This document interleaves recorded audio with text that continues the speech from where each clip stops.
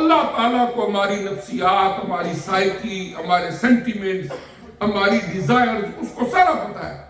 اس کو پتا ہے کہ یہ کچھ ہوگا تو کیا ہوگا. اگر آج سے کوئی 50,000 سال بعد بھی بندہ پیدا ہوگا وہ بھی ایسے ہی فیل کرے گا. اور 1450 سال پہلے قرآن کی آیات نازل ہوئی، اس وقت کے انسانوں کی بھی فیلنگ ایسی ہی تھی. تو لہذا فرمایا اس طرح کسی کا جو برا نام لے کے پکارنا ہے، اس سے بھی منع کر دیا کہ یہ ایسا کام نہیں کرنا.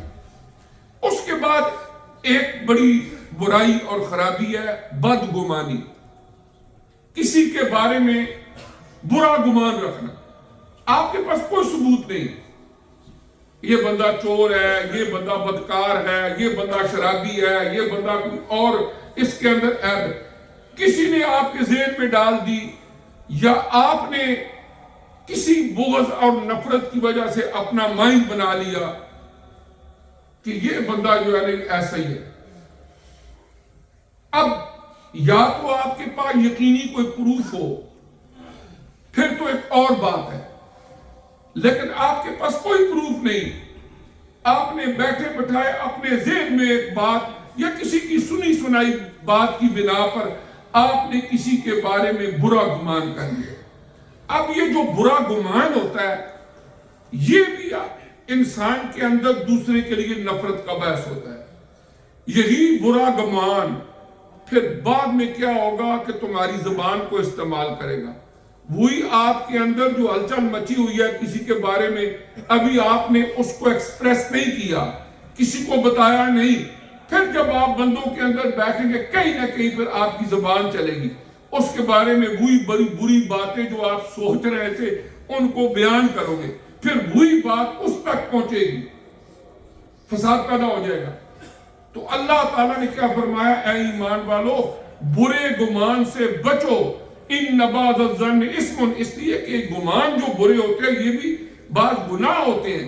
ولا تجسسوا، پھر کسی کی ٹو میں رہنا، ہر وقت کسی کے عیب تلاش کرتے رہنا، اس کی ٹو میں رہنا. اگر ایک بندہ کسی کے گھر بھی گیا ہے، حکم یہ ہے کہ اگر آپ کسی کے فرض کیا دروازہ ہے، اس کے اندر کوئی سوراخ ہے یا کوئی سائڈ سے اندر نظر آتا ہے، آپ سائڈ پہ کھڑے ہو، اندر جھانکے بھی مت، ناک کریں، بیل دیں.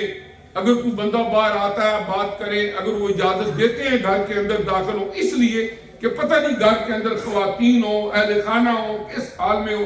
اس لیے فرمایا گیا کہ اس طرح بھی آپ نے محتاط رہنا ہے.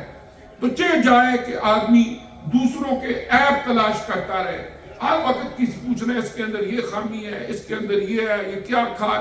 آپ اپنے حال میں رہے، لوگوں کے جو عیب ہے ان کو تلاش نہ کریں.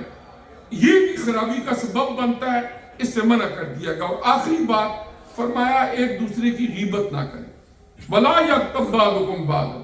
یہ تو معاشرے کا ایک ہمارا ان کا ٹیکہ بن چکا ہے. ہر ہماری جو مجلس ہوتی ہے اس کے اندر شاید ہی غیبت نہ ہو. 4 بندے بیٹھے ہوئے ہیں جو وہاں نہیں ہے، اس کی برائیاں ضرور کریں. اللہ نے فرمایا کیا تم میں سے کوئی پسند کرتا ہے کہ اس کا سگا بھائی اس کی ڈیتھ ہو جائے؟ اب اس کو کہا جائے اس کا گوشت پکا کے کھاؤ. أَيُحِبُّ أَحَدُكُمْ أَن يَأْكُلَ لَحْمَ أَخِيهِ مَيْتًا فَكَرِهْتُمُوهُ. فرمایا تم ناپسند کرو گے. نو. کون کھاتا ہے اپنے سگے بھائی کا گوشت؟